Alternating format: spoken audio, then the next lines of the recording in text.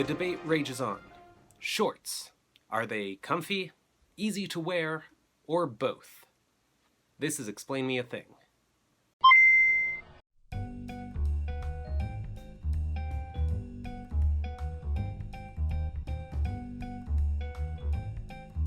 So with the sudden popularity rise of certain 90s properties... No, not that one. Not that one either.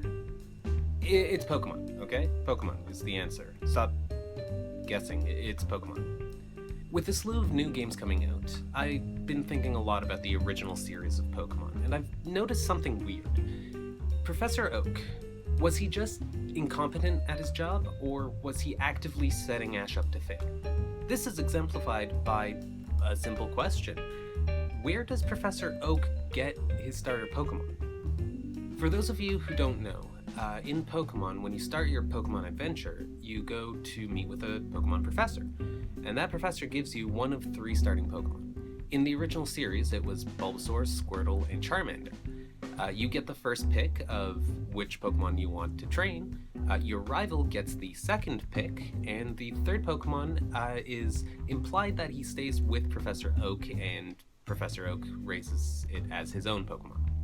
In the Indigo series of Pokemon, we see Professor Oak on TV explaining that each trainer gets a choice of one of these 3 Pokemon. Good evening, Pallet. Tomorrow's the big day for the newest class of Pokemon students. I'd like to introduce you to Bulbasaur, Charmander, and Squirtle. Each one is available for new trainees. Of course, Professor Oak is a small-town professor on national TV, we have to assume. Maybe it was local TV, but whatever. Point is, he says that each trainer gets an option of which Pokemon they want to start with. That implies that there is no limit to how many Pokemon they have. If everybody shows up demanding a Squirtle, everybody leaves with a Squirtle. When Ash arrives at Professor Oak's lab after oversleeping, he's chastised for being late. You look like you're ready for bed, not for Pokemon trading. I hope you don't think you're going to trade in your pajamas. Then he's taken to a room where there are no Pokemon to be chastised some more. The early bird gets the worm, or in this case, the Pokemon. Seriously, Professor Oak only had one of each starting Pokemon. There were 4 trainers that came by, so the 3 Pokemon were already taken, and Ash doesn't get a Pokemon. He knew that someone was getting a pissed off Pikachu as their first Pokemon, and just got lucky that Ash was late, kind of used his tardiness as an excuse to punish Ash with multiple electrocutions. Pika. It's also known as Electric Mouse. It's usually shy, but can sometimes have an electrifying personality. So why bring this up? In the games, it's never explicitly said where Oak gets these starter Pokemon. It's suggested that these 3 Pokemon are his Pokemon. Now, each 151 Pokemon all exist in different regions in Kanto, and all have different capture rates. Charmander, for example, has a capture rate of 45, which means if you throw a regular Pokeball at a Charmander while they're at full health, you only have a 5.9% chance of actually capturing it. That capture rate is the same for Squirtle and Bulbasaur, but they all live in different regions. Now, Charmander can be caught in the world on Cinnabar Island. The chances for a spawn for him, though, are very, very super rare. Bulbasaur and Squirtle, from what I found out, don't have an actual spawn point anywhere else in the game. You have to choose them as your starting Pokemon. In the extended universe, we find out that Bulbasaur lives in grasslands and forests, whereas Squirtle has been shown on separate occasions to be in lakes and oceans. Is Oak traveling the entire continent in order to capture these starter Pokemons for prospective trainer?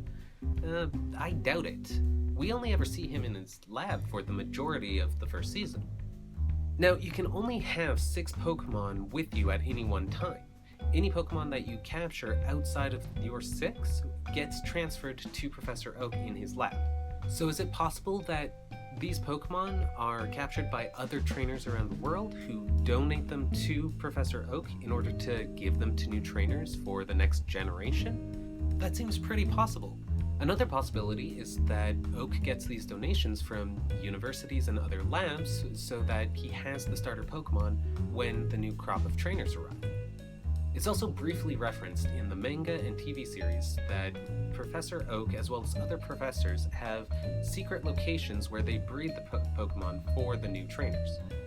They keep these locations secret in order to protect them against people like Team Rocket. All three of these possibilities have the same issue. Professor Oak knows how many trainers are going to come to get their first Pokemon. He knows that there's going to be 4 trainers to show up, so he could have easily requested, whether it's by donation, universities, or breeders, to provide him with 4 of each starter. That doesn't happen though. He only has 1 of each starter plus Pikachu. In the comics, Ash doesn't actually get Pikachu from Professor Oak. He finds Pikachu outside of his house, captures it by tying a clothesline to it. In fact, meeting with Officer Jenny, Jenny is quoted as saying that she doesn't see a lot of trainers with a Pikachu. She says that most new trainers she runs into has a Charmander as their starting Pokemon, which implies that Jenny has seen a lot of new trainers come around with almost exclusively Charmanders. So if that's the same for the TV series, when Oak gives Ash a Pikachu, it kind of feels like he's being punished for something. Now, in the second episode of the show, Professor Oak calls Ash while Ash is at a Pokemon Center. Oak was so convinced that Ash would excel that when Gary says Ash wouldn't catch a single Pokemon by the time that he reached his first city on his Pokemon adventure, Oak bets Gary $1 million that he's wrong. When my grandson Gary said that you wouldn't have a single new Pokemon by the time you got to Viridian City, I bet him $1 million that he'd be wrong. Well, money isn't everything, right? Oh, why do I even bother? Weirdly, this makes it seem like Professor Oak is actually rooting for Ash over his own grandson. Maybe Oak always wanted Ash to succeed and expected Ash to be the first person to show up so that he could actually choose the perfect Poke partner. Ash and the other trainers that arrived would get the first pick of the Pokemon available, and Gary would be saddled with the pissed off Pikachu in order to teach him some lesson about humility. That doesn't happen with Ash being late. Gary gets to choose the Pokemon that he wants, and Ash ends up with the Pikachu that doesn't respect him. Therefore, Oak's plan fails entirely, and Gary continues to be the entitled grandson of a Pokemon professor. If you showed up on time, you would have seen that I got the best Pokemon from Professor Oak. It's good to have a grandfather in the Pokemon business, isn't it? So with those arguments, what do you think? Is Professor Oak just really bad at his job, or is he trying to set Ash up for failure for some reason? Let us know in the comments.